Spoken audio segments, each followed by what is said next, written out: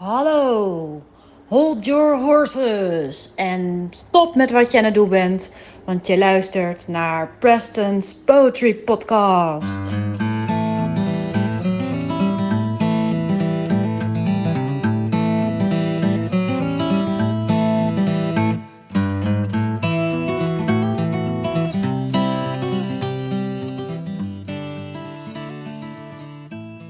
A few episodes ago, we talked about two ekphrastic poems around the fall of Icarus, a painting by Peter Bruegel showing a huge landscape of towns and farmers and animals, even ships in a bay, and in a small part of the painting, there's a pair of legs flailing about above a splash. Quote, "This was Icarus drowning."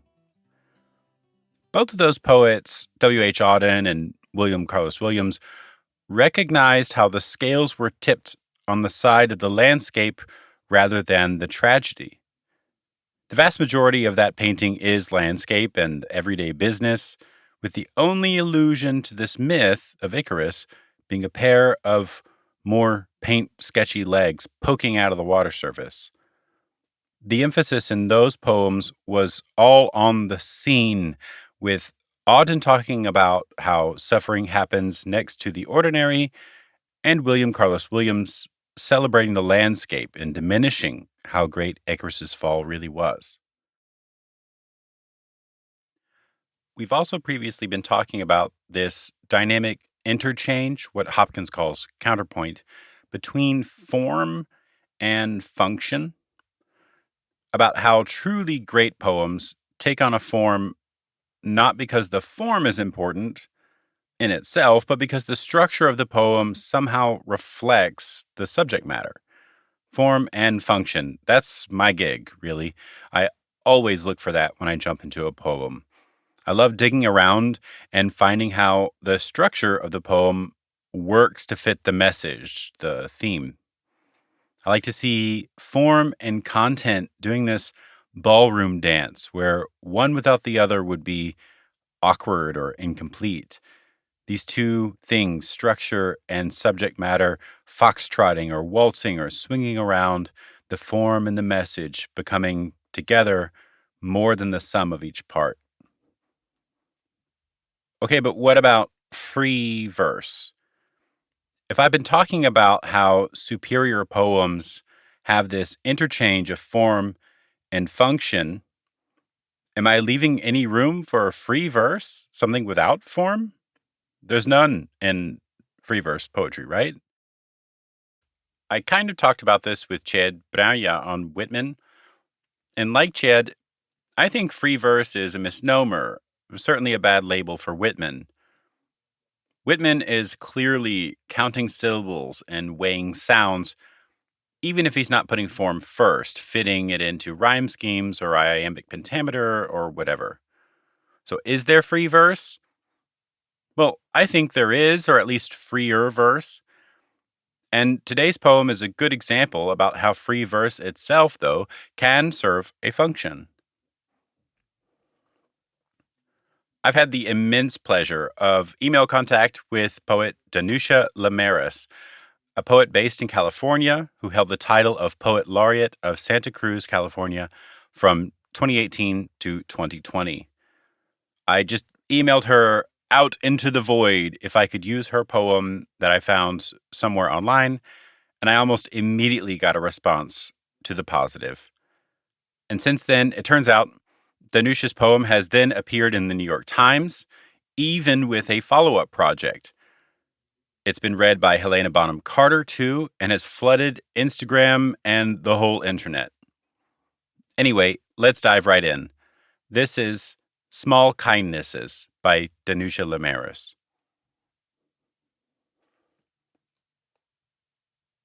I've been thinking about the way when you walk down a crowded aisle, people pull in their legs to let you by. Or how strangers still say, "Bless you," when someone sneezes, a leftover from the bubonic plague. Don't die, we're saying. And sometimes when you spill lemons from your grocery bag, someone else will help you pick them up. Mostly, we don't want to harm each other. We want to be handed our cup of coffee hot and to say thank you to the person handing it, to smile at them and for them to smile back, for the waitress to call us honey when she sets down the bowl of clam chowder, and for the driver in the red pickup truck to let us pass. We have so little of each other now, so far from tribe and fire. Only these brief moments of exchange. What if they are the true dwelling of the holy?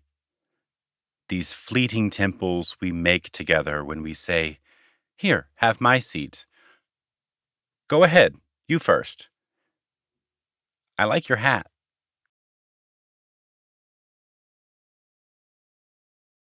Obviously, this poem is all about celebrating small things that people do to be kind to one another, hence the title, Small Kindnesses. Danusha Lameris brings our attention to a number of things that people do for one another that are kind, starting with the line, "I've been thinking about the way," and then for the large part, listing a variety of nice things, such as people pulling in their legs to let you by in a crowded aisle, or saying, "Bless you," at a sneeze. The poet notes how this goes back a long way to the bubonic plague, where under the threat of mass extinction in Europe, you would wish people not just health, but to escape the so-called Black Death. She also mentions how people will help you if you spill lemons, saying thank you for a hot cup of coffee and exchanging smiles.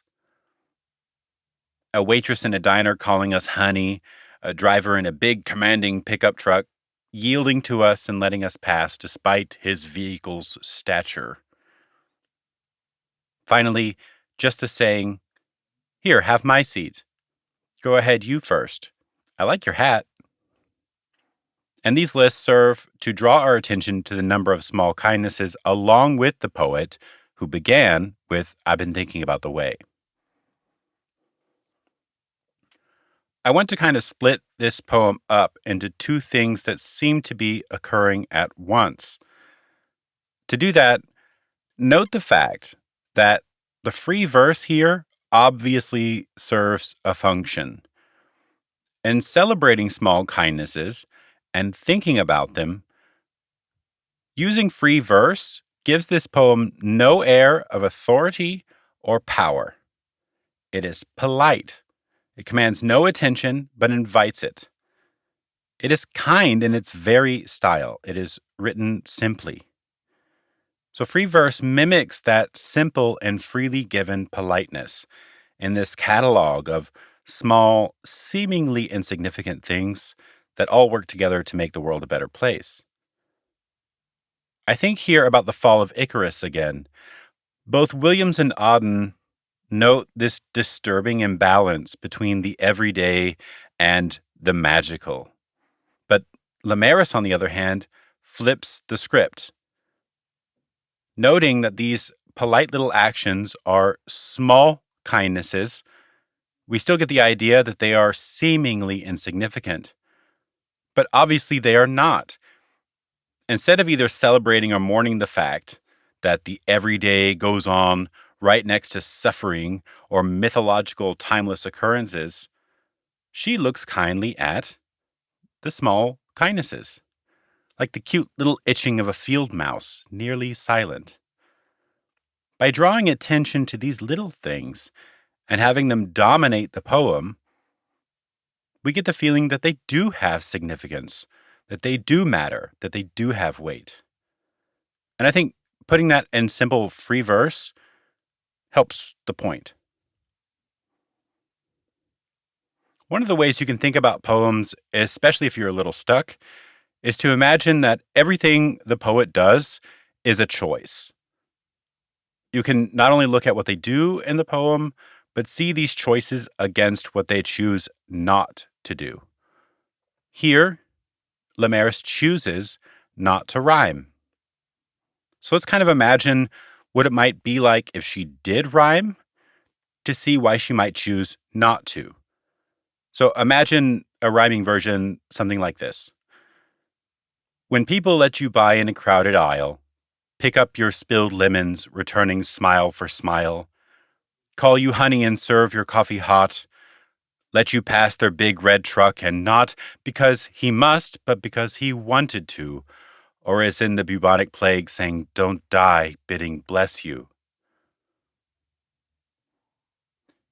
Rhyme would give these actions an air of significance and dignity, status. The rhyme draws the attention to the actions. It is almost royal, like some trumpeters announcing these good deeds. But I think if she were to rhyme, it would not be organic. It makes the kindnesses look overly deliberate. By imagining this other scenario in which Lameris did rhyme, we can see a subtle take on people here. If she rhymes, the lines are clearly calculated and made out to be grand and beautiful. It becomes a choice, crafted, framed. If she rhymes, it's as if she said, "Congratulations for having the chance to not do the kind thing, but after weighing your options, deciding to be good." Now, instead, Lameris' kindnesses don't show someone who is merciful, but someone who, out of instinct and character, is just nice. It's not just people who happen to choose to do nice things, but kind people, kind characters, kindness persisting quietly in their hearts. We can also see this in the fact that there is kind of another thing going on in this poem, which is the poet's commentary. Like I said, it begins with, "I've been thinking about," to draw our attention to the list of kind things. But "I've been thinking about" is also a signal for reflection. So besides this list, we also have some reflection. Boiling it down, I've been thinking about the way mostly we don't want to harm each other. We want to be handed our cup of coffee hot, that is to receive kindness, and to say thank you to the person handing it, and to get to exercise it. We want to smile at them and for them to smile back. She then concludes that we not only like it when this stuff happens to occur, we like to experience kindness both ways. We like to receive it and to give it, to perform acts of kindness. So it goes back and forth. There's this level of understanding, a closeness, and empathy. We want to connect with people. She goes on to say that we don't have as much closeness, removed from each other, unlike the days when we lived together in tribes and warmed each other around a fire. Quote, "We have so little of each other now, so far from tribe and fire. But what do we have? Quote, only these brief moments of exchange."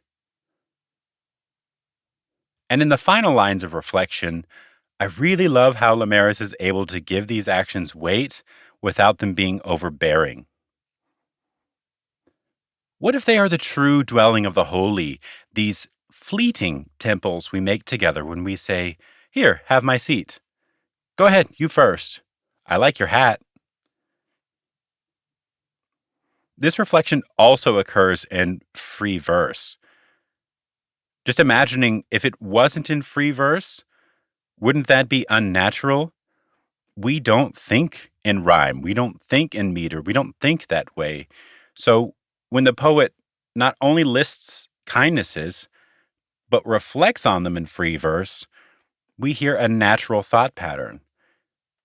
Even in the weight of true dwelling of the holy being small whispers of goodness occurring in fleeting temples, not big, gilded cathedrals or an altar of something.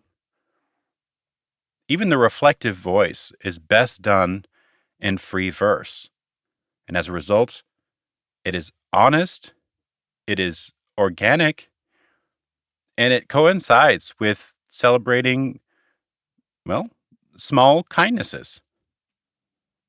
Have another listen. Small Kindnesses by Danusha Lameris. I've been thinking about the way when you walk down a crowded aisle, people pull in their legs to let you by. Or how strangers still say, bless you, when someone sneezes. A leftover from the bubonic plague. Don't die, we're saying. And sometimes when you spill lemons from your grocery bag, someone else will help you pick them up. Mostly, we don't want to harm each other. We want to be handed our cup of coffee hot and to say thank you to the person handing it, to smile at them and for them to smile back. For the waitress to call us honey when she sets down the bowl of clam chowder, and for the driver in the red pickup truck to let us pass. We have so little of each other now, so far from tribe and fire, only these brief moments of exchange. What if they are the true dwelling of the holy, these fleeting temples we make together when we say, here, have my seat. Go ahead, you first. I like your hat.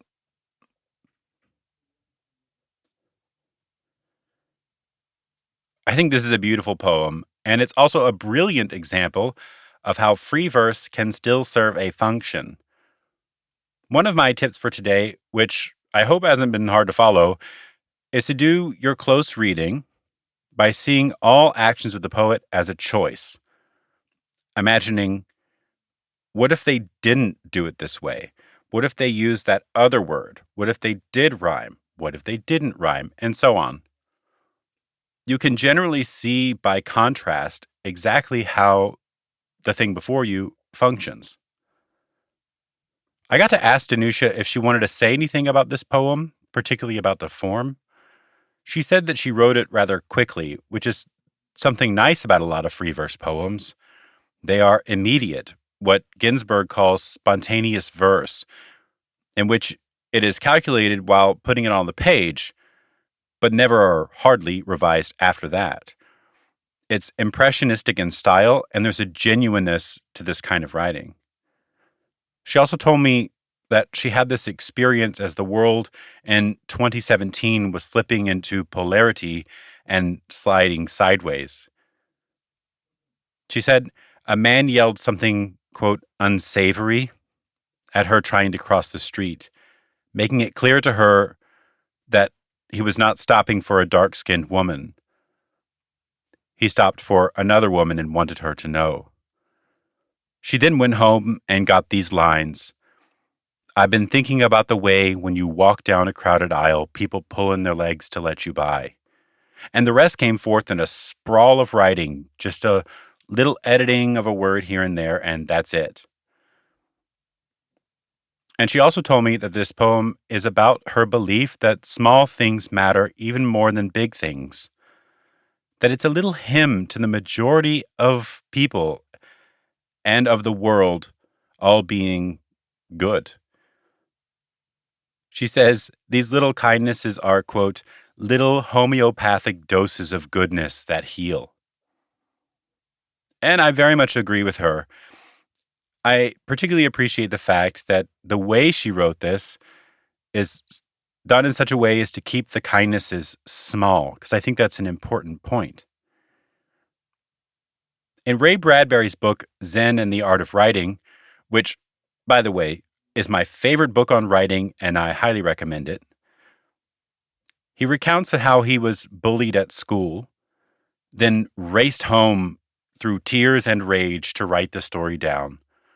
He typed the story as tears were falling from his face, having felt so small and sad, which turned to rage and an effort to reclaim his self-worth.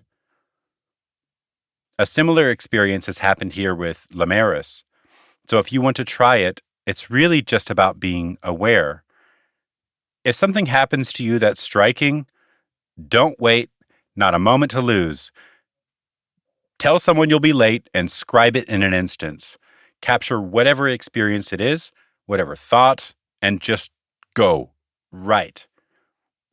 What often results here, even if the output isn't to your satisfaction, is that your brain comes up with some stuff to help you out, resulting in lines that will resound in your head. Lines just like, "What if they are the true dwelling of the holy, these fleeting temples we make together when we say, 'Here, have my seat'? Go ahead, you first, and I like your hat."